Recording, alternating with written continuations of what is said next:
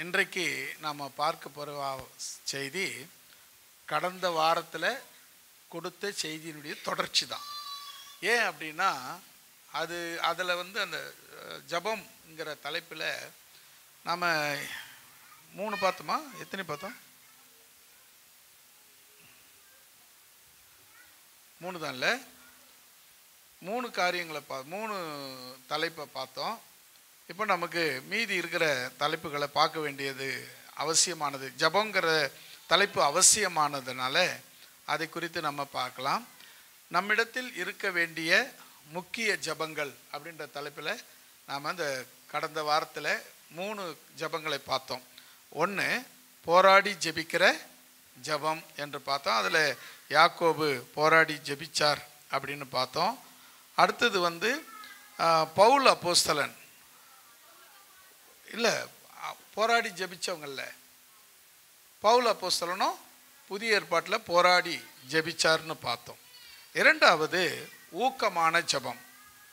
ஊக்கமான ஜபங்கிறதுல நம்ம பார்த்தோம் எப்படி ஜெபிக்கணும், ஊக்கமாக ஜெபிக்க வேண்டும் என்று சொல்லி பார்த்தோம். அதுக்கு யார் ஜெபம் பண்ணுது? அது மாதிரி ஊக்கமாக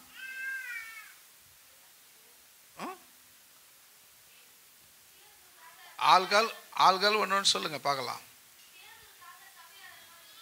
ஆமாம், அது ஞாபகம் இருக்கான்னு பார்க்கறதுக்காக தான் கேட்டேன். அடுத்தது பார்த்தீங்கன்னா 3வது நம்ம என்ன ஜபம் பார்த்தோம்? கருத்தாய் ஜெபிக்கிற ஜபம். நம்ம ஜபம் எப்படி இருக்கணும்? கருத்தாக இருக்கணும். அந்த கருத்தாய் ஜெபிக்கிற ஜபம் நம்ம இடத்துல அதிகமாய் இருக்க வேண்டும் என்று சொல்லி கடந்த வாரத்தில் 3 ஜபங்களை குறித்து பார்த்தோம். இன்றைக்கு 4வது தானியேல் 6ஆம் அதிகாரம் 10வது வசனம்.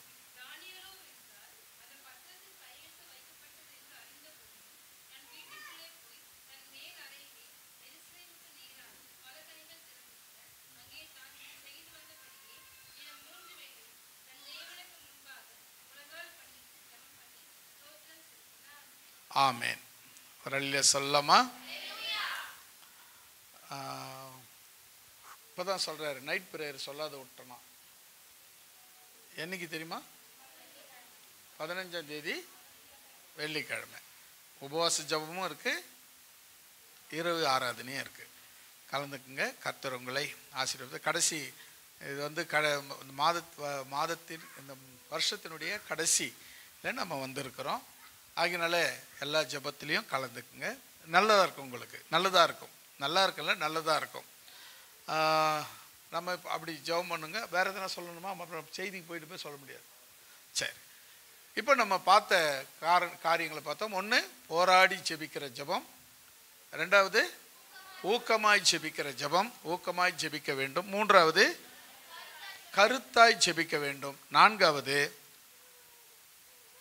படிக்க மாட்டீங்களா? வசனத்தை படிச்சிங்கள? படிக்க பார்ப்போம்.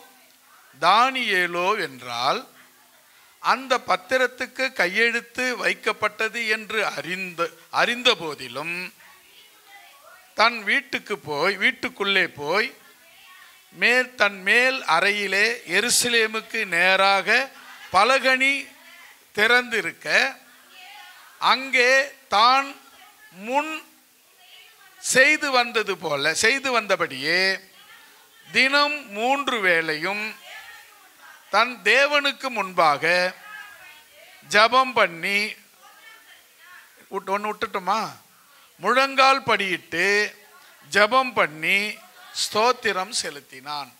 இப்போ என்ன ஜபம்னு சொல்லலாம் இதுக்கு?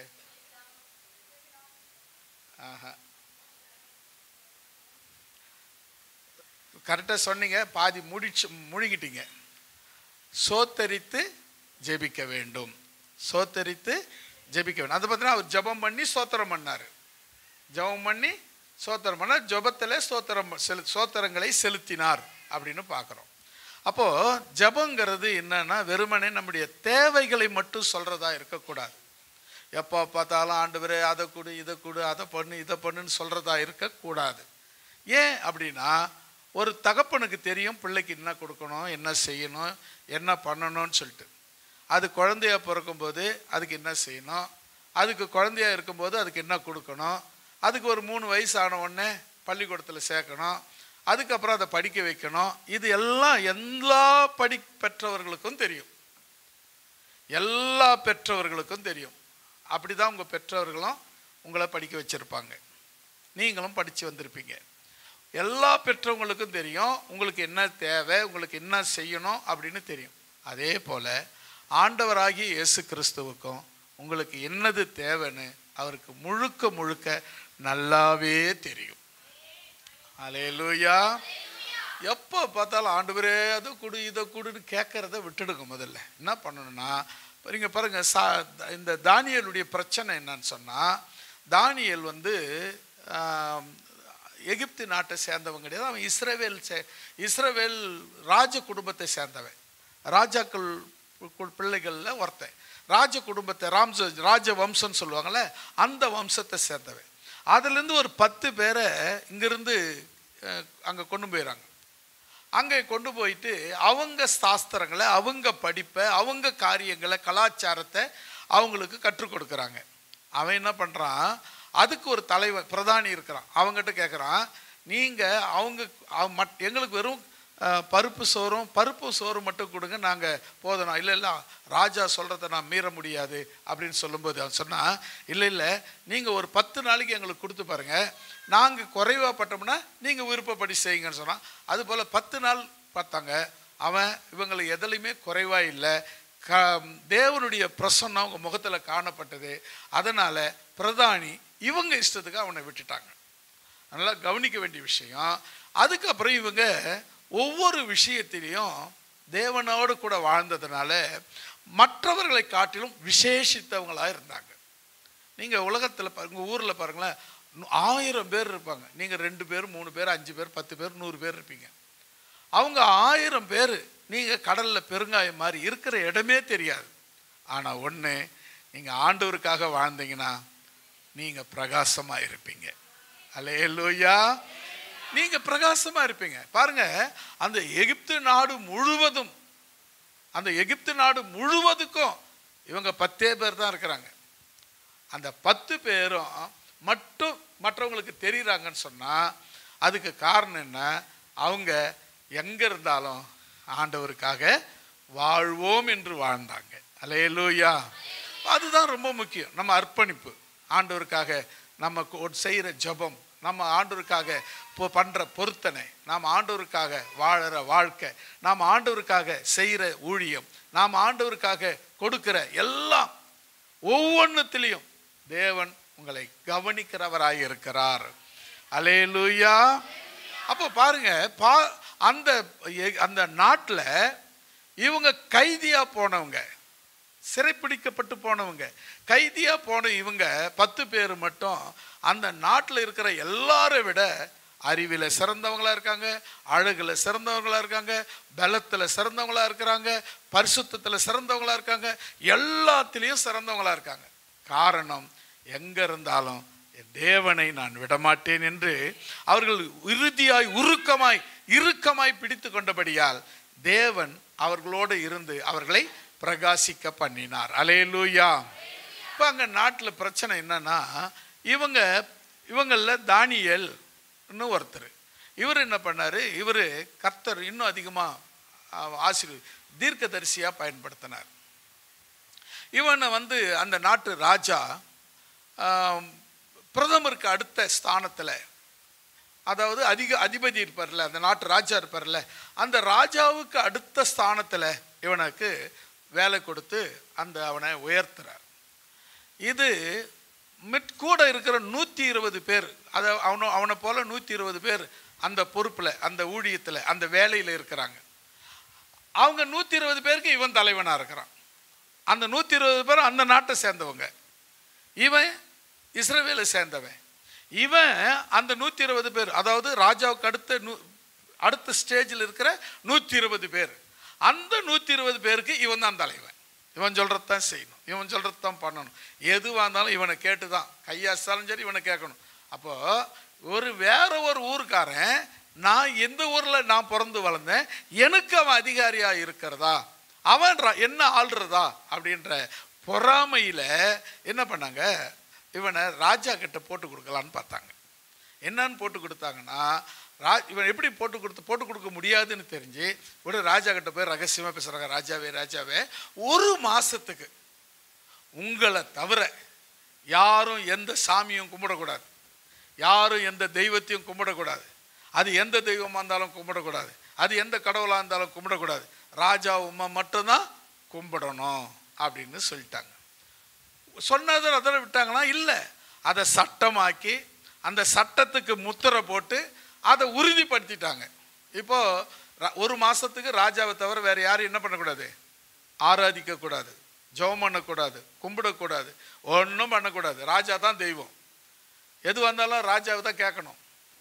முட்டி போட்டு ராஜா பேரை சொல்லி தான் நமஸ்கரிக்கணும், ராஜா பேரை போட்டு தான் ஆராதிக்கணும். அப்போ இந்த ஒரு மாதத்துக்கு. ஆனால் தானியேல் என்ன பண்ணால் அதை செய்யலை. அவன் என்ன பண்ணால் வழக்கமாக அந்த படிங்க, அந்த வசனம் படிங்க. தானியேலோ என்றால் அந்த பத்திரத்துக்கு கையெழுத்து போடப்பட்டது என்று அறிந்த போதிலும் தன் வீட்டுக்குள்ளே போய் தன் மேல் அறையிலே எருசலேமுக்கு நேராக பலகணிகள் திறந்திருக்க அங்கே பாருங்க, அந்த சட்டம் வர்றதுக்கு முன்ன எப்படி அவன் ஜெபம் பண்ணினானோ அதே போல சட்டம் வந்துட்ட பிறகும் அவன் செய்ய ஆரம்பிச்சான். என்ன சட்டம் அப்படின்னா, அந்த ராஜாவை தவிர வேற யாரையும் வணங்கக்கூடாது, கும்பிடக்கூடாது, ஆராதிக்கக்கூடாது, ஜெபம் பண்ணக்கூடாது அப்படிங்கிற சட்டம். அப்படி மீறினா சிங்க கபில தூக்கி போடணும். அப்படி மீறினா சிங்க கபில போடணும். இதுதான் சட்டம். இப்போ ராஜா இந்த தானியேலுக்கு, ஏன்னா பிரதானிகள் 120 பிரதானிகளுக்கு தலைவன் வந்தான். அதனால இவனுக்கு நல்லா தெரியுமா தெரியாதா? நிச்சயமா தெரியும். அப்போ பாருங்க, அந்த பத்திரத்தில் கையெழுத்து போட்டது தெரியும், ராஜா இப்படிப்பட்ட சட்டம் வந்திருக்குது தெரியும். ஆனாலும் தான் தேவனை ஆராதிக்கிற அந்த ஆராதனையில், அந்த ஜெபத்தில் தானியேல் மாற்றிக்கொள்ளவே இல்லை, எந்த விதமான உடன்பாடும் வைத்து கொள்ளவில்லை. அல்லேலூயா. நாமளா இருந்தால் என்ன பண்ணியிருப்போம்? அப்படியே யோசனை பண்ணி பாருங்க. நீங்கள் தானியேல் இடத்துல இருக்கிறீங்க, நீங்கள் தான் தானியேல், நல்ல ராஜா மாதிரி ட்ரெஸ் போட்டிருக்கீங்க, ராஜா மாதிரி நல்லா கம்பீரமாக நடக்கிறீங்க, 120 அதாவது ராஜாவுக்கு அடுத்த ஸ்தானத்தில் நீங்கள் இருக்கிறீங்க. எப்படி இருக்குங்க? சும்மா ஒரு எம்எல்ஏ கூட போனாவே ஒரு கெத்து, ஒரு விகு, அந்த ஒரு உடம்பு அப்படி முறுக்கு ஏறுதில்ல. ஆனால் அவன் ராஜாவுக்கு அடுத்த ஸ்தானத்தில், ராஜா இவனுக்கு அடுத்தது ராஜா, அப்போ அந்த ஸ்தானத்தில் இருக்கிற எப்படி இருக்கும் அவனுக்கு? அப்படிலாம் எதுவும் கிடையாது. ஒன்றே ஒன்று தான். என்ன தெரியுமா? அந்த தேவனுக்கு எப்படி நம்ம உண்மையாக இருக்கலாம், தேவனை எப்படி ஆராதிக்கலாம், தேவனோடு எப்படி பேசலாம், தேவனுக்காக நம்ம ஏதாவது என்ன செய்யலாம், இதுதான் அவனுடைய நோக்கமாக இருந்துச்சு. அதனால தான் தானியேல் உயர்ந்த இடத்துல இருந்தான். நீங்கள் உயர்ந்த இடத்துக்கு போகணுன்னா ஒன்றும் தேவையில்லைங்க. நீங்கள் மலையை வெட்டவும் தேவையில்லை, ஆகாயத்தில் கவுர் கட்டி இழுக்கவும் தேவையில்லை. தேவனுக்கு எப்படி உண்மையாக இருக்கலான்னு மட்டும் யோசிங்க. உங்கள் உயர்வை தடுக்க இந்த உலகத்தில் எவனாலையும் முடியாது. அல்லேலூயா. உண்மைங்க அது. நான் என்ன பெரிய அப்படியே இதுலேருந்து வந்தேன்னு வச்சிங்களேன், ஒன்றும் கிடையாது. இந்த ஊருக்கு வரும்போது போட்டு ஒரே ஒரு ஃபேண்ட் ஷர்ட்டோடு தான் வந்தேன். ஒரே ஒரு ஃபேண்ட் ஷர்ட் தான். ராத்திரியில் துவச்சி போட்டு காலையில் போட்டுக்குவோம், அவ்வளோதான். அயன் பண்ணுறது எப்படி பண்ணுவேன் தெரியுமா? தட்டு வச்சு தான் அயன் பண்ணுவேன். தட்டில் நெருப்பு எடுத்து போட்டு அதை வச்சு தான் சூடு பண்ணி அயன் பண்ணேன். அப்படி தான் இருந்தேன். நான் இந்த அளவுக்கு உயர்வாக இருக்கிறதுக்கும் ஆசீர்வாதமாக இருக்கிறதுக்கும் காரணம் யாரோ கொண்டாந்து கொட்டினாங்கலாம் கிடையவே கிடையாது. என் ஆண்டவராகிய இயேசு கிறிஸ்து. என்ன காரணம் அப்படின்னா, எப்படி நான் தேவனை மகிமைப்படுத்தலாம்? எவ்வளோ கஷ்டத்திலையும், எவ்வளோ வறுமையிலையும், எவ்வளோ நோயிலையும், எவ்வளோ கண்ணீரிலையும், எவ்வளோ துக்கத்திலையும், எவ்வளோ அவமானத்திலையும் நான் இயேசுவுக்கு எப்படி மகிமையாக இருக்கலாம், இயேசுவை எப்படி மகிமைப்படுத்தலாம், இயேசுவை எப்படி துதிக்கலாம், இயேசுவை எப்படி ஆராதிக்கலாம், இயேசுக்காக எப்படி எதையாகிலும் ஒன்று செய்யலாம் அப்படின்னு நினச்சி நினச்சி நினச்சி வாழ்ந்ததுனால இந்த உயரத்துக்கு என்னால் வர முடிந்தது. நீங்களும் இந்த உயரத்துக்கு வரணும்னா ஒன்றும் பண்ண வேணாம்.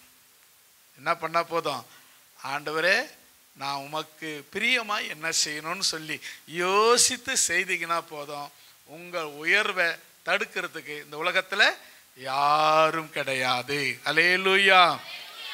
நம்புறீங்களா? ஆமென். வாழ்ந்து பாருங்க, சாட்சியா இதெல்லாம் செய்து பார்த்தீங்கன்னா தெரியும், இதெல்லாம் மெய்யானது என்று உங்களுக்கு புரிந்து கொள்ள முடியும். அல்லேலூயா. அடுத்தது நீங்க கவனிக்கணும், அவனுக்கு என்ன நடந்தது. முன்ன அவன் வந்து வழக்கமாக போவான், வீட்டுக்கு மேலே ஒரு மாடியில் ஒரு ரூம் இருந்துச்சு. அந்த ரூமை வந்து எருசலேம் எந்த பக்கம் இருக்குதோ அந்த பக்கம் அந்த ஜன்னலை திறந்து வச்சுட்டு அந்த எருசலேமை பார்த்த மாதிரி எதிர்க்க நோக்கி உக்காந்த மாதிரி முழங்கால் படிக்கிட்டு அப்படியே ஜெபம் பண்ணிக்கிட்டே இருப்பான். ஜெபம் பண்ணுறது தான் அவனுடைய வேலை. இப்போவும் தடு வந்துடுச்சு. மத இப்படி ஜெபம் பண்ணக்கூடாது. நடுவில் கூட ஒரு அம்மா, ஜெயலலிதா அம்மா, அவங்க என்ன பண்ணாங்க, ஞானஸ்தானம் எடுத்தால் 3 மாதம் தண்டனை, சுவிசேஷன் சொன்னால் 6 மாதம் தண்டனை, இப்படி கிறிஸ்துவத்தை பரப்பணும், அப்படி தண்டனை இப்படி தண்டனைலாம் சொன்னாங்க. கடைசியில் அடுத்த முறை எலெக்ஷனில் என்ன பண்ணிட்டாங்கன்னா, அவங்க போட்ட சட்டத்தை அவங்களே கேன்சல் பண்ணிட்டாங்க. யாரும் அவங்கள போய் சண்டை போடலை, யாரும் அவங்ககிட்ட போய் மன்றாடலை, யாரும் அவங்ககிட்ட கேட்கல. இந்த மக்கள், இந்த கிறிஸ்துவ மக்கள் ஊக்கமாக ஜெபம் பண்ணாங்க. கர்த்தர் அந்த மந்திரி கிட்ட பேசினாரு, அவங்களே அந்த கேஸை வாபஸ் வாங்கிட்டாங்க, அந்த சட்டத்தை வாபஸ் வாங்கிட்டாங்க. அல்லேலூயா. இது இப்போ இந்த காலத்தில் நடந்த சம்பவம். அதனால இவங்க தடுத்துருவாங்க, அவங்க தடுத்துருவாங்க, மேலே இருக்கிற ஆட்சியில் இருக்கிறவங்க தடுத்துருவாங்க, இந்த அதிகாரத்தில் இருக்கிறவங்க தடுத்துருவாங்க. நான் சொல்லட்டுமா, இயேசுவை மீறின அதிகாரமே கிடையாது. அல்லேலூயா. இயேசுதான் சர்வ வல்லவர். இயேசுவுக்கு நிகரான சக்தி ஒன்றுமில்லை. அவரே ஏக சக்கராதிபதி. அல்லேலூயா. அவரை மீறின சக்தியும் கிடையாது, அவரை மீறின அதிகாரமும் கிடையாது, அவரை மீறின எவரும் கிடையாது. அல்லேலூயா. தானியேலுக்கு தெரியுமா? நிச்சயம் தெரியும். அவர் தான் எல்லாத்துக்கும் தெரியும். போனா வழக்கமா அந்த வசனத்தை படிங்களேன். அந்த வசனம் அதுலேருந்து, தன் வீட்டுக்கு போய் தன் மேல் வீட்டு அறையிலே எருசலேமுக்கு நேராய் பலகணிகள் திறந்திருக்க அங்கே தான் முன் செய்து வந்தபடியே தினம் 3 வேளையும் தன் தேவனுக்கு முன்பாக முழங்கால் படியிட்டு ஜெபம் பண்ணினான். அல்லேலூயா. ஜெபம் பண்ணி சோத்திரங்களை செலுத்தினான். அல்லேலூயா. அப்போ நீங்க கவனிங்க, தானியேலுக்கு இந்த பிரச்சனை, அதாவது கீழே இருக்கிற ஒரு ஆளுக்கு இந்த பிரச்சனை இருந்தாலும் நம்ம யாருக்கும் தெரியாது. ஆனால் தானியேலுக்கு இருக்கிற பிரச்சனை, ராஜாவுக்கு பக்கத்தில் இருக்கிற, ராஜாவுக்கு அடுத்த ஸ்டெப்பில் இருக்கிற மனுஷன், எங்கேயும் ஓட முடியாது, ஒளிய முடியாது. ஆனாலும் யாராக இருந்தாலும் என் ஆண்டவரை விட பெரியவங்க யாரும் கிடையாதுன்னு அவன் மனசில் தீர்மானம் பண்ணபடியே அவன் போனான், ஜெபம் பண்ணான். என்ன நடந்தது தெரியுமா? அந்த 120 பேரும் கையும் களமாக பிடிச்சிட்டாங்களாம். வேற தானியேலை கையும் களமாக பிடிச்சிட்டாங்களாம். எடுத்து போய் ராஜா கிட்ட ஒப்படைச்சாங்க. ராஜா தீர்ப்பு கொடுத்தபடி இவரை சிங்க கேபியில் போடணுன்ட்டாங்க. ராஜாவுக்கு மனசு இல்லை. ஏன்னா தானியேலை பற்றி ராஜாவுக்கு தெரியும். தானியேல் வந்து ராஜாவுக்கு ஆத்மா போல இருந்தான், அதாவது இதயம் போல இருந்தான். அவ்வளவு நெருக்கமாக இருந்தான் ராஜாவுக்கு. ராஜாவுக்கு ரொம்ப பிடிச்சவனா இருந்தான். ராஜாவுக்கு ஆலோசனை சொல்றவனா இருந்தான். ராஜாவுக்கு வழிகாட்டியா இருந்தான். ராஜாவுக்கு சகல வழிகளையும் போதிக்கிறவனா இருந்தான். அதனால ராஜாவுக்கு ரொம்ப பிடிக்கும். அப்போ பிடிக்கும்போது இவனுக்கு இந்த தண்டனையா, அப்படியோ நானே செய்ய வேண்டியதா போச்சேன்னு சொல்லிட்டு ராத்திரி பூரா ராஜா சாப்பிடல. அவங்க இசை, தூக்கம் வரலன்னா இசை கேட்பாங்க, இசை கேட்கல. மது அருந்துவாங்க, மது அருந்தலை. ராத்திரி பூரா அவர் குட்டியை பறி கொடுத்த கரடி போல இங்கேயும் இங்கேயும் இங்கேயும் ராத்திரி பூரா நடந்துக்கிற. ஏன்னா சிங்க கபில தானியேலை போட்டுட்டோமே அப்படின்னு. சரி, சிங்க கபில போட்டாச்சு. சிங்க கபில தானியேல் கிடக்கிறாரு. விழுந்த உடனே சிங்கங்கள்லாம் அவரை சாப்பிட்டு, சிங்க கபினா ஒரு சிங்கம் இல்லை, அதில் நிறைய சிங்கங்கள் இருந்ததாம். ஏறக்குறைய 400க்கு மேற்பட்ட சிங்கங்கள் இருந்ததாக சரித்திர ஆசிரியர்கள் சொல்கிறாங்க. அப்போ அந்த அவ்வளோ சிங்கமும் ஒரு ஆளை சாப்பிடணுன்னா ஒரு நகம் கூட மிச்சிருக்காது. அப்படி எதிர்பார்த்தாங்க அந்த 120 பேரும். ராத்திரி இவர் போய் சிங்க கேபியில் உள்ள விழுந்தாரு. சிங்கங்கள்லாம் இவருக்கு பணிவிடை செய்ய ஆரம்பிச்சது. சிங்கத்து மேலேயே படுத்துக்கிட்டு தூங்க ஆரம்பிச்சாரு. பொழுது வெடியுது. எழுந்து வழக்கமாக ஜெபம் பண்ணுற மாதிரி எழுந்து ஜெபம் பண்ணுறாரு. ராஜா ராத்திரி பூரா தூங்கல, இவர் ராத்திரி பூரா நல்லா தூங்குறாரு. தண்டனை கொடுத்தவர் ராத்திரி பூரா தூங்கல, தண்டிக்கப்பட்டவர் ராத்திரி பூரா நல்லா தூங்குறாரு. நல்லா கவனிச்சுக்கிடுங்க. ராத்திரி பொழுது வெடிஞ்ச உடனே ராஜா அந்த கெபியை தூக்கி ஓடியாராம். தானியேலே, ஜீவனுள்ள தேவனுடைய தாசனே அப்படின்னு கூப்பிட்டான். எப்படி பாருங்க அந்த காரியம். ராஜா யாரை தேடி வந்தான்? தண்டிக்கப்பட்டவனை தேடி வராங்க. தண்டிக்கப்பட்டவன் இவன் வந்து தண்டனைக்குரியவன் தூக்கி போடப்பட்டவன் அவனை தேடி வந்து சொல்றான், தானியேலே நீ யார் தெரியுமா? ஜீவனுள்ள தேவனுடைய தாசன்னு சொன்னான் பாருங்க. அப்போ தானியேல் சொல்றான், ராஜா நீ என்றும் வாழ்க, நான் உயிரோடு இருக்கிறேன் என்று சொன்னான். அல்லேலூயா. தேவனுடைய பிள்ளைகளை ஒருத்தரும் ஒன்றும் எந்த காலத்திலும் எப்பொழுதும் ஒன்றும் செய்து விட முடியாது. அல்லேலூயா. இதை மட்டும் நீங்க ஞாபகத்தில் வச்சுக்கோங்க. சின்ன விஷயத்துக்கு கூட பயப்படுறீங்க, சின்ன சின்ன காரியங்களுக்கெல்லாம் பயப்படுறீங்க. ஐயோ என்ன பண்றதுன்னு தெரியலையே, முட்டி போட்டு ஜெபம் பண்ணி பாருங்க, எல்லாம் சரியாயிடும். அவரால் முடியாது இந்த உலகத்தில் ஒன்றும் கிடையாது, எல்லாம் அவரால் முடியும் அப்படின்ற நம்பிக்கை இருக்கணும். இப்போ தானியேல் என்ன பண்ணாராம்? முழங்கால் படியிட்டாரு, அப்புறம் ஜபம் பண்ணினாரு, அப்புறம் சோத்திரங்களை செலுத்தினார். இதுதான் நம்ம முக்கியமாக பார்க்க போகிறோம். ஜபத்தில் சோத்திரங்களை செலுத்துவது எப்படி செலுத்துறது? சோத்திரம் சோத்திரம் சோத்திரம் சோத்திரம் சோத்திரம் சோத்திரம் சோத்திரம் சோத்திரம் சோத்திரம். கரெக்டா? கரெக்ட் இல்லையா? சரி, அப்போ எப்படி சொல்லணும்? சோத்திரம் சோத்திரம். கரெக்டா? அப்போ எப்படி தான் சொல்லணும்? அங்கதான் நாம வரோம். இப்போ பாருங்களேன், ஒரே ஒரு வசனத்தை மட்டும் நாங்கள் வாசிங்க, அதுக்கப்புறம் நான் எல்லா வசனம் மட்டும் சொல்றேன், மிச்சத்தை நான் சொல்லிடுறேன். ஆதியாகமத்தின் புஸ்தகம் 14ஆம் அதிகாரம் 29வது வசனம், 20வது வசனம்.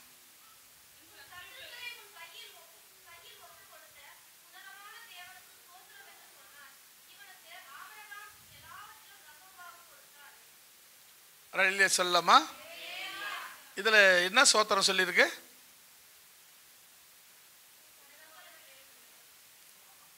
முழுசா சொல்லுங்க.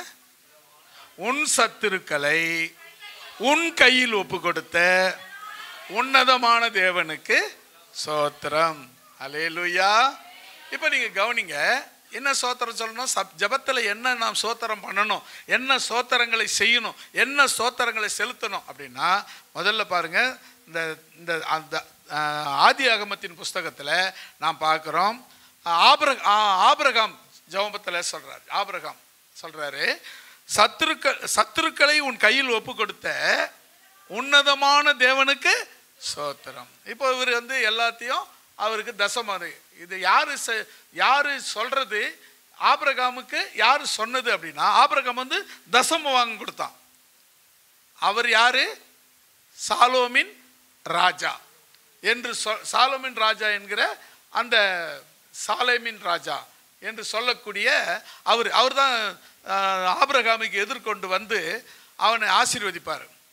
உன் கையில் உன் சத்துருக்களை ஒப்பு கொடுத்த உன்னதமான தேவனுக்கு சோத்திரன்னு சொல்லுவார். அதுக்கு ஆபிரகாம் என்ன செய்வார்?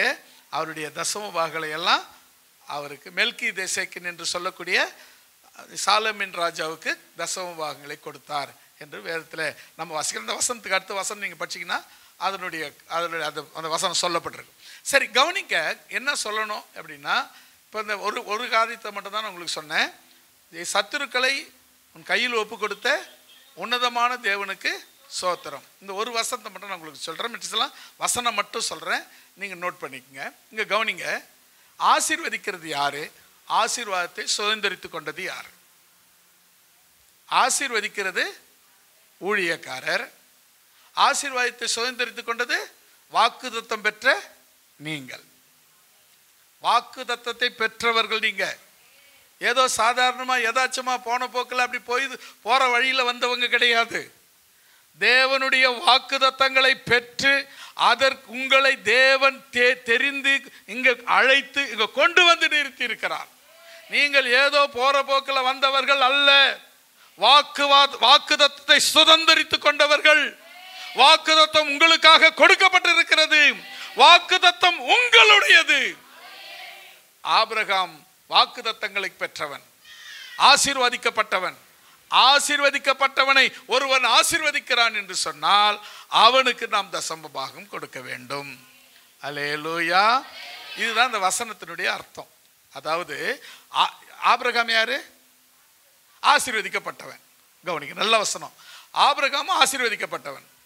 ஆசீர்வதிக்கப்பட்டவனை ஒருவன் ஆசீர்வதிக்கிறான். அவன் யாரு? மெல்கிதேசேக்கின் ஊழியக்காரன். அப்போ அவனுக்கு நீங்க எல்லாவற்றிலும் தசம பாகம் கொடுக்க வேண்டும். அது நான் சொல்லலை, வேதம். அந்த அடுத்த வசனங்கள்லாம் நீங்கள் வாசிங்கன்னா வேதம் சொல்லுகிறது. அப்போ ஆபிரகாம் அவன் எல்லாவற்றிலும் தசபாகம் செலுத்தினான். இல்லையா சொல்லாமா? அப்போ நாம் என்ன சோத்திரம் செலுத்தணும்? சத்துருக்களை உன் கையில் ஒப்பு கொடுத்த உன்னதமான தேவனுக்கு சோத்திரம். இரண்டாவது, ஆதியாகமத்தின் புஸ்தகம் 24ஆம் அதிகாரம் 21வது வசனம் நினைக்கிறேன். 21 27 21 27 படிங்க.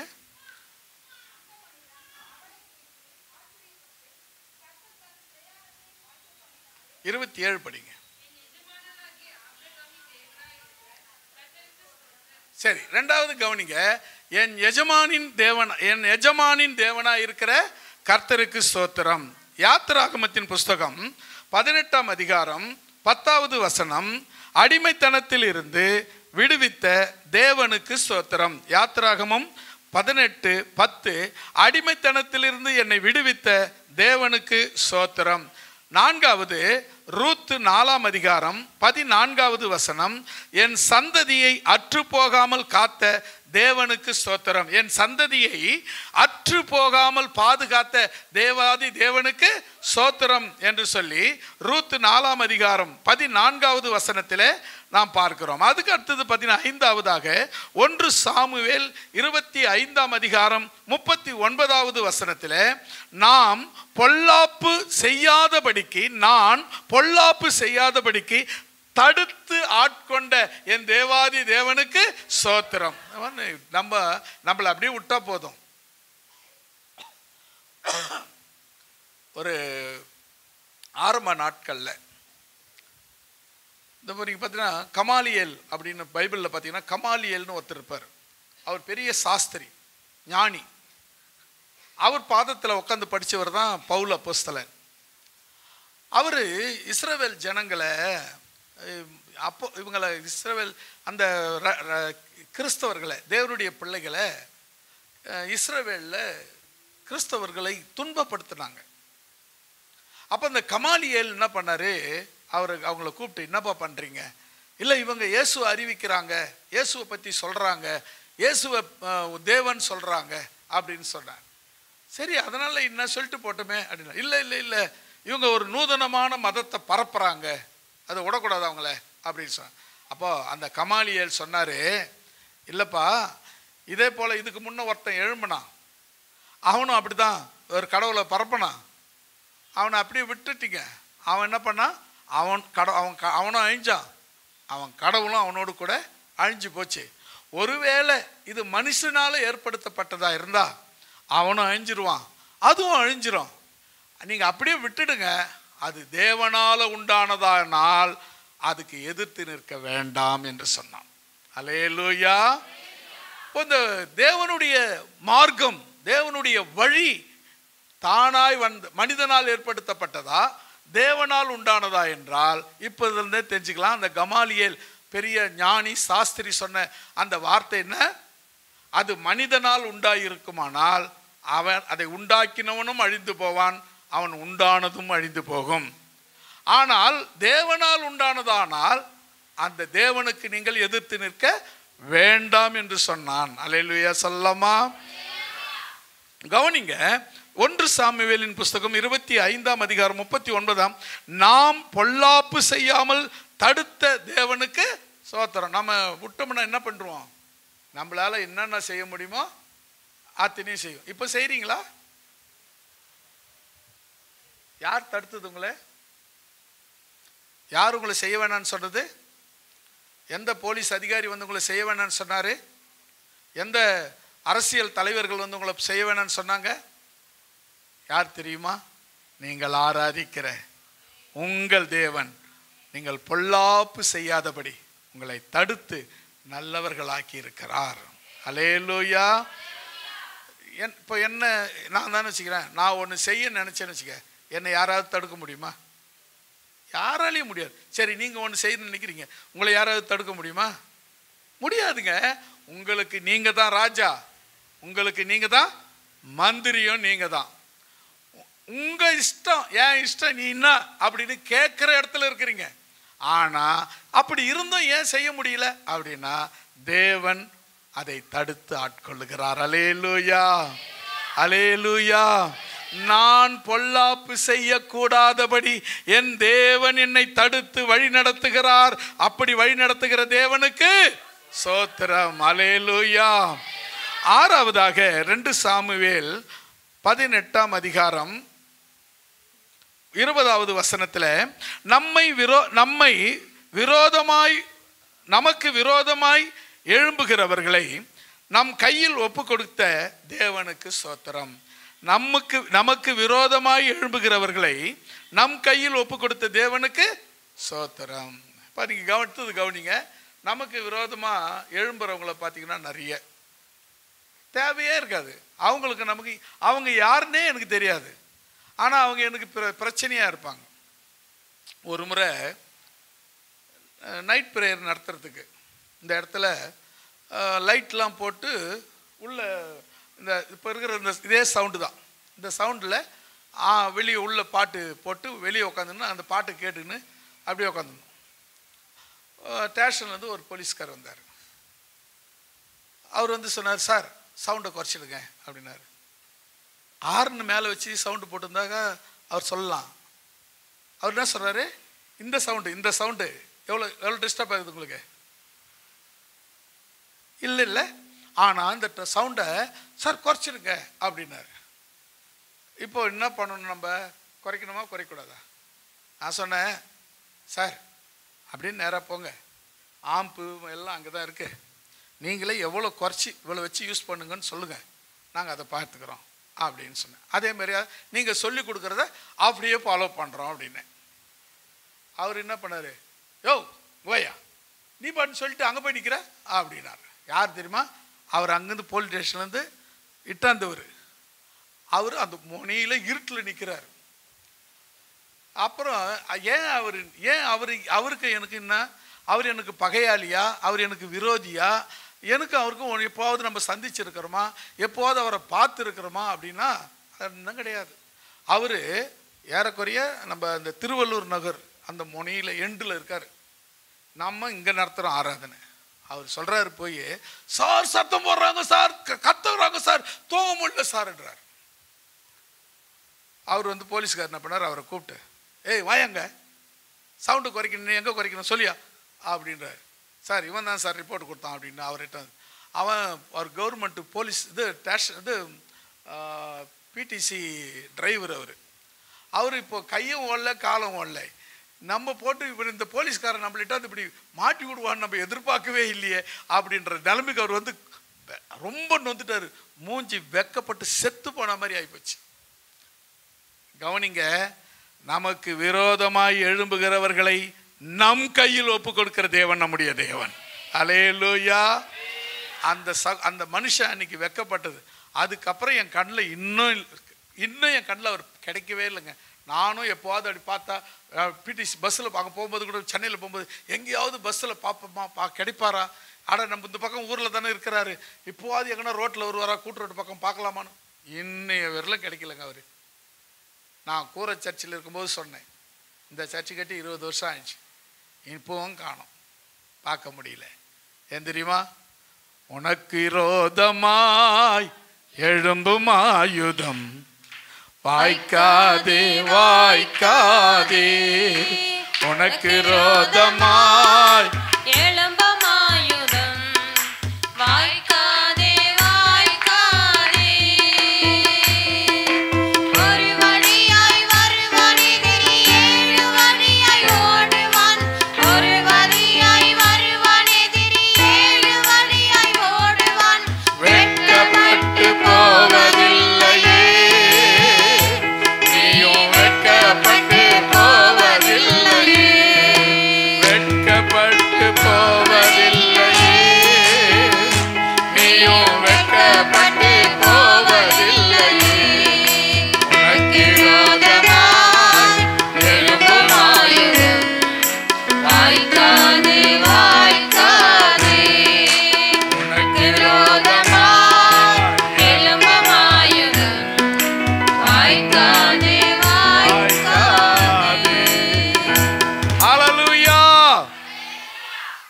உங்களை பக்கத்தில் இருக்கிறவங்கள பார்த்து என்ன சொல்றதுன்னு கேட்குறீங்களா? ஆமென். உங்களுக்கு விரோதமாக உருவாக்கப்படும் எந்த ஆயுதமும் வாய்க்காது. நீங்க வெட்கப்பட்டு போவதே இல்லை. அல்லேலூயா. அதே போல நம்ம இப்போ எத்தனை சோத்திரங்களை செலுத்தணும்? 6 சோத்திரங்களை செலுத்தணும். 7வது பாருங்க, 1 ராஜாக்கள் 1ஆம் அதிகாரம் 48வது வசனம். நம்முடைய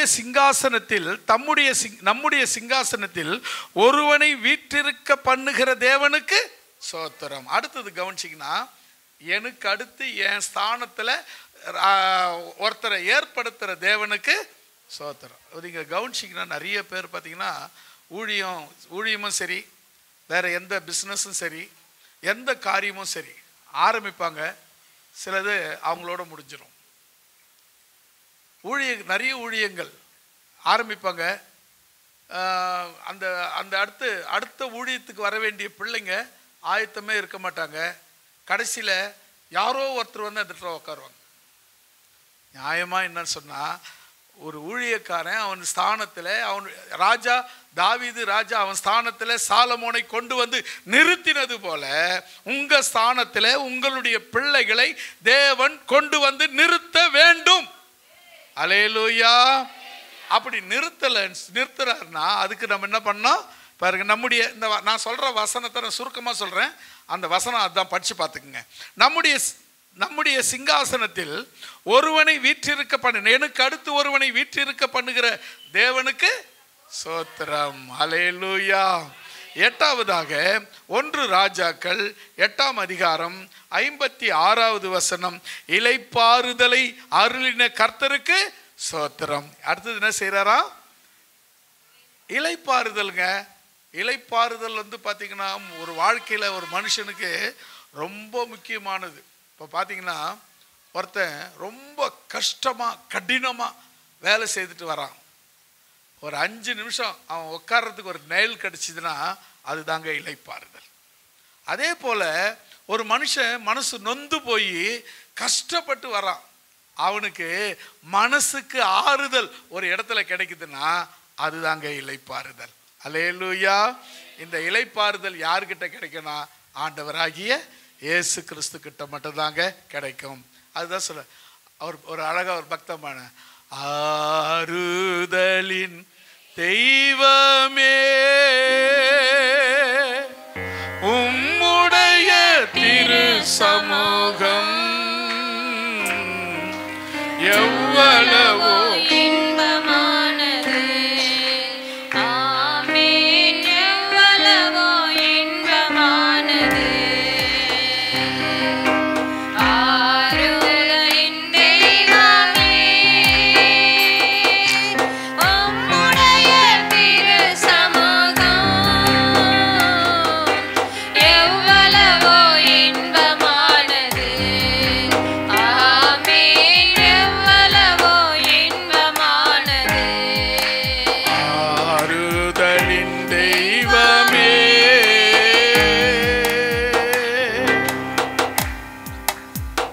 அடுத்தது 9வது எஸ்ரா 7ஆம் அதிகாரம் 27வது வசனம். தயவு கிடைக்க பண்ணின கர்த்தருக்கு சோத்திரம்.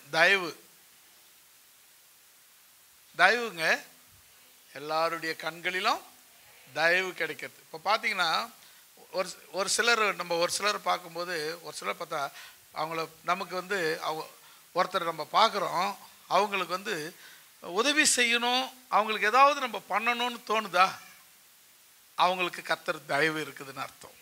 உங்களை பார்த்தாவே ஒன்றும் செய்ய தோணலைன்னு வச்சுங்களேன், தயவு இல்லைன்னு தான் அர்த்தம். நான் என்னங்க பண்ணேன், எனக்கு கொடுக்கக்கூடாதா, எனக்கு செய்யக்கூடாதா, என்ன பண்ணக்கூடாதா அப்படின்னு கேட்டிங்கன்னா நீங்கள் என்ன பண்ணணும், இங்கே கேட்குறத விட்டுருங்க, கர்த்தரிடத்தில் தயவை பெற்றுக்கொள்ளுங்க. ஏன் தெரியுமா? கர்த்தருடைய தயவு இருந்தால் எல்லாம் உங்களுக்கு கிடைக்கும். நம்ம போய் எங்கள் சொந்தக்காரன் எனக்கு இது செய்யலை, என் பங்காளி இதை செய்யலை, எனக்கு தெரிஞ்சவங்க செய்யலை, என் நண்பர்கள் இதை செய்யலை, எனக்கு வேண்டியவங்க செய்யலை, எல்லாரும் யாரையும் எதிர்பார்த்தேன் அவங்களாம் செய்யலை. செய்யணுமா? எதிர்பார்க்குறீங்களா? முதல்ல ஆண்டவரிடத்தில் தயவை பெற்றுக்குங்க, எல்லாம் தேடி வரும். அது பெர்க்மன் சொன்னது, பல நாட்டு மக்கள் உன் நீழல் கண்டு ஓடி வருவார்கள், பாடி மகிழ்வார்கள். பல நாட்டு மக்கள் உன்னிழல் கண்டு ஓடி வருவார்கள், பாடி மகிழ்வார்கள். நீ வற்றாத நீரூற்று போலிருப்பாய், வளமிக்க தோட்டத்தை போலிருப்பாய். நீ வற்றாத நீரூற்று போலிருப்பாய், ஆமென். வளமிக்க தோட்டத்தை போலிருப்பாய். கர்த்தரை நம்பி வாழ்ந்திருப்பாய், காலமெல்லாம் நீ செழித்திருப்பாய். கர்த்தரை நம்பி வாழ்ந்திருப்பாய், காலமெல்லாம் நீ செழித்திருப்பாய். நீ வற்றாத நீரூற்று போலிருப்பாய், வளமிக்க தோட்டத்தை போலிருப்பாய். நீ வற்றாத நீரூற்று போலிருப்பாய், வளமிக்க தோட்டத்தை போலிருப்பாய். ஹல்லேலூயா. பத்தாவதாக யோபு 1ஆம் அதிகாரம் 21வது வசனம். கொடுக்கிறவரும் எடுக்கிறவருமான கர்த்தருக்கு ஸ்தோத்திரம். கொடுக்கிறவரும் அவர்தான், அவர்தான் எடுக்க முடியும். உங்ககிட்ட இருந்து ஒருத்தன் எடுக்கிறான்னு சொன்னா அவர் எடுத்துட்டாருன்னு அர்த்தம். இல்லைன்னா உங்ககிட்ட இருந்து யாராலையும் ஒன்றும் எடுக்க முடியாதுங்க. ஒன்று தெரியுமா? யோபுவை பற்றி வசனத்தை நீங்கள் வாசித்தீங்கன்னு சொன்னால், பிசாசை பார்த்து ஆண்டவர் கேட்குறாரு, ஏய் யோபுவை பார்த்தியா அப்படின்னு கேட்குறாரு. என் தாசனாகிய யோபுவை பார்த்தாயா? அதை சொல்லும்போது அவர் சொல்கிறார் பாருங்க, எப்படி சொல்கிறார் சொல்லுங்க பாருங்க அந்த வசனத்தை. 1ஆம் அதிகாரம். உத்தமனும் சன்மார்க்கனும் தேவனுக்கு பயந்து பொல்லாப்புக்கு விலகுகிறவனுமான இவனை போல ஒருத்தனும் கிடையாது. அவன் சொன்ன உடனே பிசாசு சொல்றான், ஆண்டவரே அவன் விருதாவா அம்மா கும்பிட்றான், அவனை சுத்தி அவனுக்கு உண்டானது எல்லாம் நீங்க வேலியிட்டு காக்கலையா? தெரியுமா? நீங்க தேவனுடைய பிள்ளைகளா இருந்தா உங்களுக்கு உண்டான சொத்து எல்லாம், உங்களுக்கு உண்டான பணம் எல்லாம், உங்களுக்கு உண்டான பொருள் எல்லாம் தேவன் வேலியிட்டு காத்து கொள்ளுகிறார். அல்லேலூயா. வசனம் சொல்லுகிறது. நீங்க அந்த வசனத்தை அதிகாரத்தை, எனக்கு நேரம் இல்லாதனால அந்த அப்படி சுருக்கமாக சொல்லிட்டு போறேன். வேணும்னா அந்த அதிகாரத்தை நீங்க படிச்சு பாருங்க. அந்த அதிகாரத்தில் சொல்லப்பட்டிருக்கிறது, கொடுக்கிறவரும் அவர்தான், எடுக்கிறவரும் அவர்தான். கொடுக்கிற எடுக்கிற கர்த்தருக்கு ஸ்தோத்திரம். அல்லேலூயா. 11வது சங்கீதம் 28:6. என் ஜெபத்தை கேட்கிற கர்த்தருக்கு ஸ்தோத்திரம். 28:6 பார்த்தீங்கன்னா கர்த்தர் ஜெபத்தை கேட்கிறவர். அல்லேலூயா. என்ன அருமையானுங்க. நம்ம சில நேரத்தில் ஜெபம் பண்ணிட்டு ஜெபத்தை கேட்கவே இல்லைன்றோம். ஆனால் தாவீது சொல்றான், என் ஜெபத்தை ஆண்டவர் கேட்டாருன்னு சொல்றான். எத்தனை பேர் உங்களால் சொல்ல முடியும் என் ஜெபத்தை கர்த்தர் கேட்டார்? கொஞ்சம் பேர் தான் இருக்கிறீங்க. எல்லாருடைய ஜெபத்தையும் கேட்கும்படி உங்களுக்காக நான் ஜெபம் பண்றேன். என் ஜெபத்தை கேட்கிறார், எனக்கு அருள்கிறார். அவ்வளவுதானா?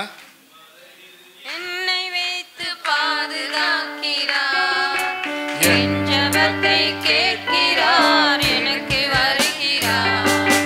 கண்மலையில் என்னை வைத்து பாதுகாக்கிறார், கேட்கிறார், எனக்கு வருகிறார். கண்மலையில் என்னை வைத்து பாதுகாக்கிறார். அலைகள் என் மேல் புரண்டாலும் அஞ்சிட மாட்டேன். அலைகள் என் மேல் புரண்டாலும் அஞ்ச மாட்டேன். அலைகள் என் மேல் புரண்டாலும் அஞ்சிட மாட்டேன். மலைகள் என் மேல் விழுந்தாலும் பயப்பட மாட்டேன். ஜெபத்தை கேட்கிறார், எனக்கு வருகிறார். கண்மலையில் என்னை வைத்து பாதுகாக்கிறார். அல்லேலூயா. கவனிங்க, நம்ம ஜெபத்தை கேட்கிறார் சொல்ல நம்பிக்கை இருக்கணும் உங்களுக்கு. நான் ஜெபம் பண்ணிட்டீங்க, என்ன ஜெபம் பண்ண சொன்னாங்க பண்ணுங்க, அது இல்லைங்க. நீங்கள் பண்ணிட்டு ஜெபம் பண்ணிட்டுனா அந்த ஜெபத்தை நம்பணும், இயேசுவை நம்பணும். என் ஜெபத்தை கேட்பார், எனக்கு நிச்சயம் பதில் கொடுப்பார். எனக்கு உதவி செய்வார். நம்பி பாருங்களேன், அவரால் கொடுக்க முடியாத உலகத்துல எதுவுமே இருக்காது. ஜெபத்தை கேட்கிறவருக்கு ஸ்தோத்திரம். அடுத்தது சங்கீதம் 31:21. கிருபையை விளங்க பண்ணின கர்த்தருக்கு ஸ்தோத்திரம். கிருபையை விளங்க பண்ணுகிறவர், கிருபையை விளங்க பண்ணின கர்த்தருக்கு ஸ்தோத்திரம். கிருபை தெரியல? கிருபை கிருபை கிருபன் பாட்டுல கேட்டிருப்பீங்க. கிருபை அப்படின்னா என்ன அர்த்தம்? தகுதி இல்லாத ஒருவனுக்கு கிடைக்கிற வெகுமதி, கிடைக்கிற ஆசீர்வாதம், கிடைக்கிற பாராட்டு கிருபை. ஹல்லேலூயா. அதுதான் கிருபை. அதாவது கிருபையை விளங்க பண்ணின கர்த்தருக்கு ஸ்தோத்திரம். 13வது சங்கீதம் 124:6 வசனம் பாருங்க. எதிரிகளின் பார்வைக்கு, எதிரிகளின் பற்களுக்கு ஒப்பு கொடாது இருக்கிற தேவனுக்கு ஸ்தோத்திரம். எதிரிகள் இருக்காங்களா? யாருக்கும் இல்லைன்னு நினைக்கிறேன். இருக்கிறாங்களா? யார் அது? எவ்வளவு 1-2 இருந்தா சொல்லலாங்க. ஆயிரமான பேர் இருக்காங்க. ஏன் தெரியுமா? பிசாசு எல்லாமே உங்க எதிரி தான். அல்லேலூயா. பிசாசு எல்லாருமே உங்க எதிரி தான். ஏன் தெரியுமா? அவன் தான். நீங்க கூட இருந்தீங்களா கொஞ்ச நாளா? இப்போ அவங்க கூட இல்லையா? அவன் தான் உன் வயிற்றுல உங்களை எப்படியாவது கவுக்கலான்னு பார்க்குறான், எப்படியாவது காலவாரி உள்ளான்னு பார்க்குறான், எப்படியாவது தலைமையில கழுத்துக்கு போடலான்னு பார்க்குறான். இன்னைய பேரில் உன்னை ஒன்றும் பண்ண முடியல. காரணம் என்ன தெரியுமா? தேவன் உன்னை அவன் கைக்கு ஒப்பு கொடாது இருக்கிறார். அல்லேலூயா. எதிரிகளின் பற்களுக்கு ஒப்பு கொடாது இருக்கிற தேவனுக்கு, கர்த்தருக்கு ஸ்தோத்திரம். ஹல்லேலூயா. 14வது சங்கீதம் 144:1. எல்லாவற்றையும் எனக்கு படிப்பிக்கிற கண்மலையாகிய கர்த்தருக்கு ஸ்தோத்திரம். எல்லாவற்றையும் படிப்பிக்கிற கர்த்தர் அப்படின்னா கற்றுக் கொடுக்கிறவர். படிப்பிக்கிறவர்னா படிச்சு கற்றுக் கொடுக்கிறவர். நீங்க உங்களுக்கு என்னென்ன தெரியும்? இயேசுவை ஏற்றுக்கொள்றதுக்கு முன்னே உங்களுக்கு என்னென்ன தெரியும்? இயேசு ஏற்றுக்கொண்ட பிறகு உங்களுக்கு என்னென்ன தெரியும்? எப்போனா யோசித்து பார்த்துருக்கீங்களா? பார்த்துருக்க மாட்டீங்க, கட்டாயம் பார்த்துருக்க மாட்டீங்க. இப்போ ஒன்று சொல்கிறேன். வீட்டுக்கு போங்க, ஒரு நல்ல கொஞ்ச நேரம் நல்ல மனசு விட்டு ஜெபம் பண்ணுங்க. இயேசுவை ஏற்றுக்கொள்றதுக்கு முன்னே, இயேசுவை அதான் கிமு மாதிரி தான். இயேசுவை ஏற்றுக்கொள்றதுக்கு முன்னே உங்களுக்கு என்னென்ன தெரியும்? இயேசுவை ஏற்றுக்கொண்ட பிறகு உங்களுக்கு என்னென்ன தெரியும்? எழுதி பாருங்களேன். அப்புறம் உங்களால் நன்றி சொல்லாது இருக்கவே முடியாது. அல்லேலூயா. அதுதான் எல்லாவற்றையும் எனக்கு படிப்பிக்கிற கர்த்தருக்கு ஸ்தோத்திரம். எல்லாத்தையும் அவர் தான் கற்றுக் கொடுத்தாருங்க. எனக்கு எழுத கற்றுக் கொடுத்தாரு, படிக்க கற்றுக் கொடுத்தாரு, பேச கற்றுக் கொடுத்தாரு, எல்லாத்தையும் கற்றுக் கொடுத்தாரு. நான் உங்களுக்கு சொல்லட்டுமா? நான் இயேசுவை ஏற்றுக்கொள்றதுக்கு முன்ன வரையிலும் ஒரு 5 நிமிஷம் புத்தகத்தை பிரித்து பார்த்தேன்னா 2 கண்ணுலேருந்து தண்ணி தாரையாக வரும். டாக்டர் அண்ட பார்த்தாச்சு, எல்லாரும் பார்த்தாச்சு, ஒன்றும் பண்ணல. எப்போ பைபிளை பிரித்து படிக்க ஆரம்பிச்சனோ அன்றைக்கி அந்த கண்ணீர் ஸ்டாப் ஆயிடுச்சு. பயங்கர அதிசயம், சொல்ல முடியாத அதிசயம். ஸ்கூலில் படிக்கிறவர்களும் என்ன எழுந்து நின்று படிக்க சொன்னார்னா ஸ்கூலில் பார்த்தீங்கன்னா இந்த பேராகிராஃப் இந்த படிப்பான்னு சொல்லுவாங்களே, அது மாதிரி படிக்க சொன்னவொடனே எழுந்து நின்று உலக்க மாதிரி நிற்பேன். ஏன்னா கண்ணில் தண்ணி ஒழுவோம். அவனை 2 கூப்பிட்டு வாத்தியார் கூப்பிட்டு குச்சி எடுத்து 2 பொட்டு போட்டு படிக்க கூட லாக்கிடார் அப்படின்னு தூக்கி உட்கார சொல்லுவார். பரீட்சை வந்துச்சு, ஃபஸ்ட்டு மார்க் எடுத்துட்டேன். வாத்தியாருக்கு என் மேலே சந்தேகம் வந்துடுச்சு. காப்பி அசிஸ்டண்ட்டு 2வது எக்ஸாம் வந்து பக்கத்தில் உட்காந்து எழுதுறாரு. முதல் எழுதும்போது 3ஆவது ரேங்க் எடுத்துட்டேன். சந்தேகம் வந்துடுச்சு. 2வது பக்கத்தில் உட்காந்து எழுத சொன்னார். ஃபஸ்ட் ரேங்க் வந்துட்டேன். அதுக்கப்புறம் அவர் என்னை கேட்கறதே கிடையாது, ஏன்டா படிக்க சொல்கிறதே கிடையாது. ஏன்னா எனக்கு ப்ராப்ளத்தை அவர் கண்டுபிடிச்சிட்டாரு. அதுலேருந்து என் மேலே அவர், ஆனால் இந்த ப்ராப்ளத்தை அவர் கண்டுபிடிச்சிட்டாரு, ஆனால் தீர்க்கலை. என் இயேசு அந்த ப்ராப்ளத்தை தீர்த்தார். அல்லேலூயா. பாருங்க, ப்ராப்ளத்தை மனுஷன் கண்டுபிடிச்சான், ஆனால் தீர்க்க முடியல. ஆனால் என் இயேசு ப்ராப்ளத்தை தீர்க்கிற கர்த்தர். அல்லேலூயா. எல்லாவற்றையும் நமக்கு கற்றுக் கொடுக்கிறவர். உன் தெரியுமா, நான் பேசினா ஒரு 10 வார்த்தை தொடர்ச்சியாக பேசுகிறேன், 10வது வார்த்தை வராது வாயில். அப்படி இருந்தேன். இப்போ 1 மணி நேரமாக சரளமாக கட்ட கட்ட கட்ட கடன்னு பேசுவேன். எப்படி பேச முடியுதுன்னா அதுவும் அவர் தான் கற்றுக் கொடுத்தாரு. அல்லேலூயா. நான் இயேசுவை ஏற்றுக்கொள்றதுக்கு முன்னே தித்துவா இருந்துச்சு. அதாவது 10 வார்த்தை தொடர்ச்சியாக பேசுனா 11 வார்த்தை தடமாறும். ஆனால் இப்போ 10 வார்த்தை இல்லை, 1000 வார்த்தையை ஒரே நேரத்தில் சொன்னாலும் ஒன்றும் ஆகாது. என்னை படிப்பிக்கிற கர்த்தருக்கு ஸ்தோத்திரம். அல்லேலூயா. எனக்கு படிப்பு கற்றுக் கொடுத்த தேவனுக்கு ஸ்தோத்திரம். 15வது ரோமர் 6ஆம் அதிகாரம் 17வது வசனம், உபதேச சட்டத்திற்கு கீழ்ப்படிய செய்த கர்த்தருக்கு ஸ்தோத்திரம். உபதேச சட்டத்திற்கு கீழ்ப்படிய செய்த கர்த்தருக்கு ஸ்தோத்திரம். அது என்ன உபதேச சட்டம்? கர்த்தர் சொன்ன கட்டளைகள், கர்த்தர் சொன்ன கட்டளைகள், கர்த்தர் சொன்ன உபதேசம், கர்த்தர் சொன்ன கட்டுப்பாடு, கர்த்தர் சொன்ன எல்லாம். இப்போ பார்த்தீங்கன்னா கர்த்தர் உலகத்தில் பார்த்தீங்கன்னா ஒருத்தனுக்கு வியாதிகள் வருகிறது. அதுக்கு காரணம் அவன் செய்கிற பாவத்தின் பலன், பாவத்தின் பிரதிபலன். நல்லவனுக்கும் நோய் வருது, அதுக்கு என்ன பண்ணுறது? ஒருத்தன் தப்பு பண்ணால் அவனுக்கு நோய் வருது, ஓகே. நல்லவன் அவன் என்னங்க பண்ணால் அவனுக்கும் நோய் வருது அப்படின்னு சொன்னால் நோய் வந்து தொற்றுதலுக்குரியது.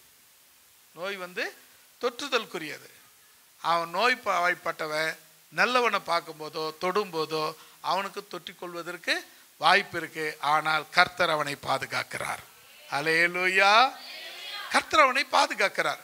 அப்போ நீங்கள் நல்லா கவனிங்க, ஒரே ஒரு விஷயந்தான், உபதேச சட்ட திட்டங்களுக்கு கீழ்ப்படிய செய்கிற கர்த்தருக்கு ஸ்தோத்திரம். நம்ம எல்லாம் கீழ்ப்படியாது இருந்தோம்னா நம்ம எப்படி இருந்திருப்போம் பாருங்க. மனுஷனாக இருந்திருக்க மாட்டோம். எல்லாரும் கரடி புலி சிங்கமாக இருந்திருப்போம், அப்படின்னா மிருகமாக இருந்திருப்போம்.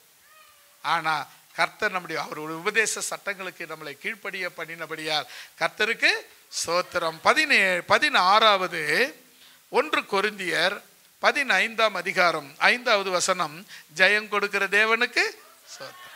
அல்லேலூயா. வசனத்தில் இருக்கா? நான் வசனத்தை தான் சுருக்கமாக சொல்கிறேன். ஜெயம் கொடுக்கிற தேவனுக்கு, ஜெயம் கொடுக்கும் தேவனுக்கு கோடி கோடி ஸ்தோத்திரம். வாழ்வளிக்கும் இயேசு ராஜாவுக்கு வாழ்நாள் எல்லாம் ஸ்தோத்திரம். ஜெயம் கொடுக்கும் நம் தேவனுக்கு கோடி கோடி ஸ்தோத்திரம். வாழ்வளிக்கும் இயேசு ராஜாவுக்கு வாழ்நாள் எல்லாம் ஸ்தோத்திரம்.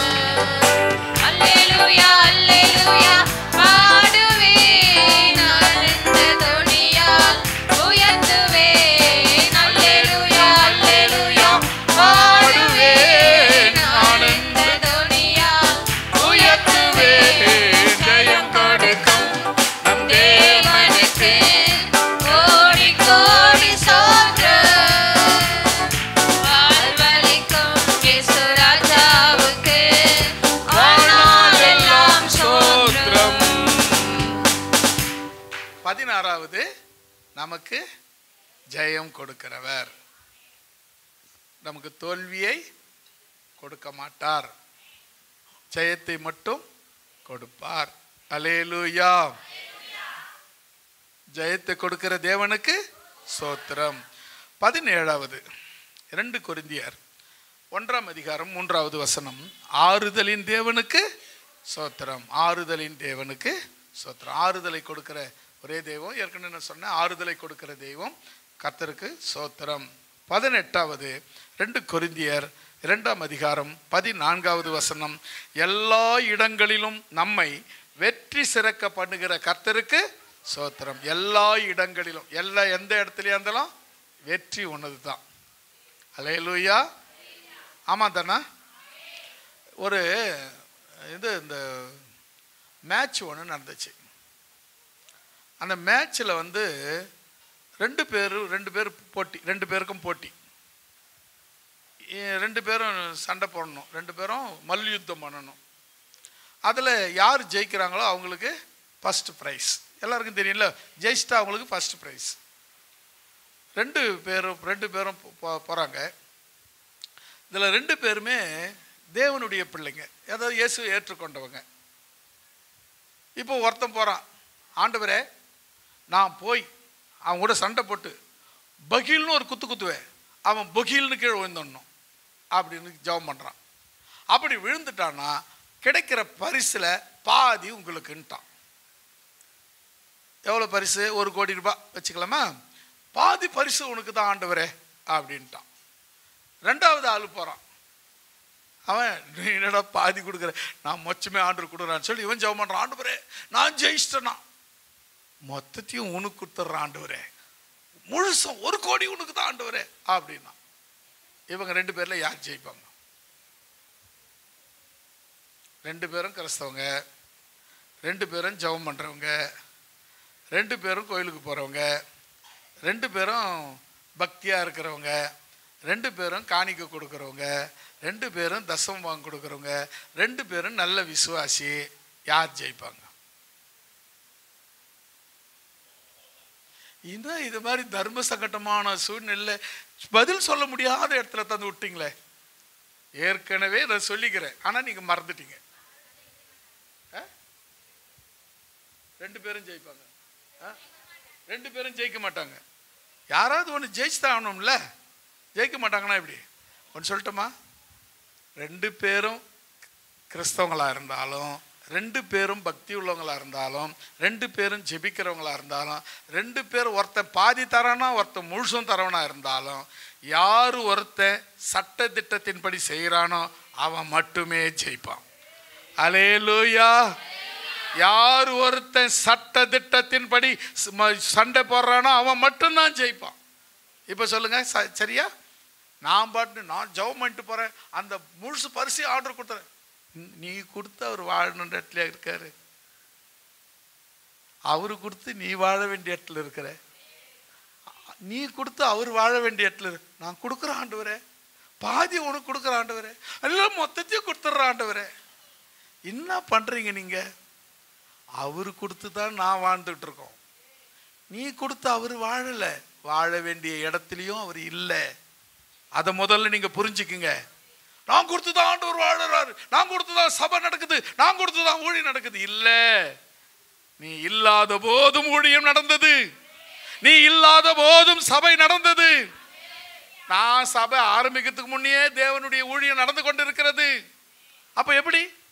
ஆண்டவருடைய ஊழியம் யாரு வேணாலும் எப்படி வேணாலும் எங்க வேணாலும் அது நடந்து கொண்டே இருக்கும். அதை தடுக்க யாராலையும் முடியாது. எல்லா இடங்களிலும் வெற்றி சிறக்க பண்ணுகிற கர்த்தருக்கு ஸ்தோத்திரம். 19வது 2 கொரிந்தியர் 9ஆம் அதிகாரம் 15வது வசனம். தேவன்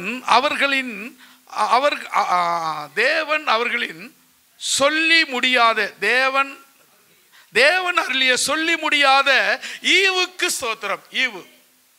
ஈவுக்கு ஸ்தோத்திரம். தேவன் அருளிய சொல்லி முடியாத ஈவுக்கு கர்த்தருக்கு ஸ்தோத்திரம், கர்த்தருக்கு ஸ்தோத்திரம். இப்போ எதுக்கெல்லாம் நான் ஸ்தோத்திரம் பண்ணணும்னு சொல்லி கொடுத்துட்டு வரேன், எப்படிலாம் நீங்கள் ஸ்தோத்திரம் பண்ணணும்னு சொல்லி கொடுத்துருக்குறேன். ஜெபத்தில் இதுவரை 19 ஸ்தோத்திரம் எப்படி பண்ணணும்னு சொல்லி கொடுத்துருக்கேன்.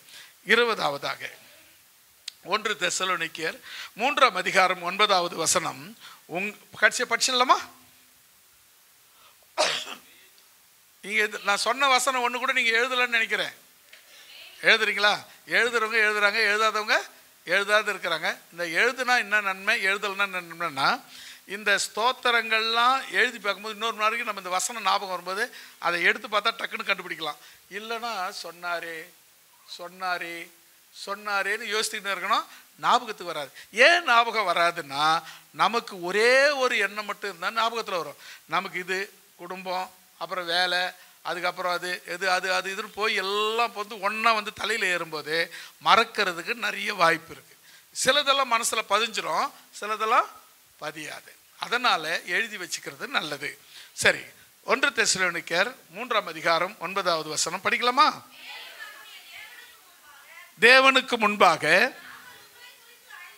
நாங்கள் உங்களை குறித்து அடைந்திருக்கிற மிகுந்த சந்தோஷத்திற்கு நாங்கள் தேவனுக்கு எவ்விதமாய் ஸ்தோத்திரம் செலுத்துவோம். எதுக்கு ஸ்தோத்திரம் செலுத்துறோம்? உங்கள் நிமித்தம் எனக்கு ஏற்பட்ட சந்தோஷத்துக்காக கர்த்தருக்கு ஸ்தோத்திரம். அல்லேலூயா. இப்படி சொல்லுங்க, உங்கள் நிமித்தம் எங்களுக்கு ஏற்பட்ட சந்தோஷத்திற்காக கர்த்தருக்கு ஸ்தோத்திரம். அதே மாதிரி நீங்க சொல்லுங்க, உங்கள் நிமித்தம் எங்களுக்கு ஏற்பட்ட கர்த்தருக்கு ஸ்தோத்திரம். அல்லேலூயா. இப்போ நமக்கு பார்த்தீங்கன்னா, நம்ம சில பேர் எப்போ பார்த்தாலும் மற்றவங்களை உபத்திரவப்படுத்துறவங்களாவே பார்ப்போம். மற்றவங்களை பார்க்கும்போது நம்மளை உபத்திரவப்படுத்துறவங்களாவே பார்ப்போம். ஆனால் வசனம் சொல்லுது, உங்கள் நிமித்தம் மிகுந்த சந்தோஷத்தை கொடுக்கிற கர்த்தருக்கு ஸ்தோத்திரம். ஆமாங்க, உங்களால் எனக்கு சந்தோஷம், எங்களால் உங்களுக்கு சந்தோஷத்தை கர்த்தர், மிகுந்த சந்தோஷத்தை கர்த்தர் கொடுக்கிற தேவனாய் இருக்கிறார். அல்லேலூயா. எத்தனை பார்த்துருக்கோம்? 20 ஸ்தோத்திரங்களை நம்ம பார்த்துருக்குறோம். ஒரே ஜெபந்தான் படிக்க முடிஞ்சது. நம்ம கர்த்தருக்கு சித்தமான நம்ம தொடர்ச்சியாக அந்த காரியங்களில் பார்க்கலாம்.